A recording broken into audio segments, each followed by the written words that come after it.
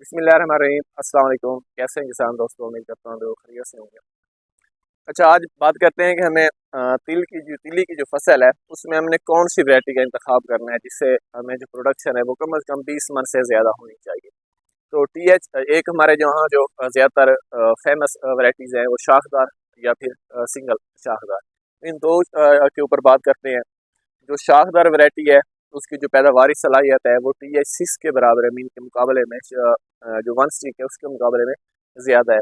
अगर आपकी जो ज़मीन है वो मेरा ज़मीन है, ठीक है, उसमें पानी कम खड़ा होता है, रुकता नहीं है, मतलब कि जल्द अज जल्द वो जज़ब हो जाता है पानी, तो फिर आपने वहाँ पर कोशिश करनी है। अगर कच्ची ज़मीन है तो वहाँ पर जो है सिंगल स्टिक यानी कि TH6 की बात कर रहा हूँ, आपने वो काश्त करनी है। लेकिन इसका एक ये नुकसान है, इसके ऊपर सब्ज तेला और बीमारियाँ जो हैं जैसे कि इंसेक्टिसाइड वगैरह हो गया, ये इसके ऊपर ज़्यादा अटैक करते हैं। इसके बरक्स जो शाखदार वैरायटीज़ हैं, अगर आपके यहाँ कुछ पक्का रकबा है, मिसाल के तौर पर पक्के रकबे के ऊपर भी वो चल सकती हैं, लेकिन इतने ज़्यादा ज़्यादा पक्का रकबा होगा, अगर पानी ज़्यादा खड़ा रहेगा तो फिर वहाँ पर ये फ्लॉप हो जाएंगी, इनके ऊपर फंगस का अटैक आ जाएगा।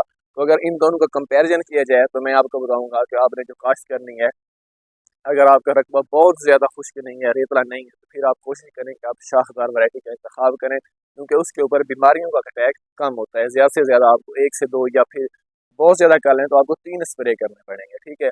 लेकिन अगर इसके बरक्स आपने वन स्टिक का इंतखाब किया है तो इसके ऊपर तेले का कंट्रोल बहुत मुश्किल हो जाता है, तो इसके हर हफ्ते बाद आपको बहुत ज़्यादा स्प्रे करने पड़ेंगे। तो अपने रकबे के हिसाब से आपने ये फाइनल कर लेना है। अगर आपका रकबा बहुत ज़्यादा रेतला है तो फिर आप शाखदार पे जा सकते हैं, वरना कोशिश कीजिए कि आपने जो सॉरी शाखदार का ही इंतखाब करना है, ना कि वन स्टिक का।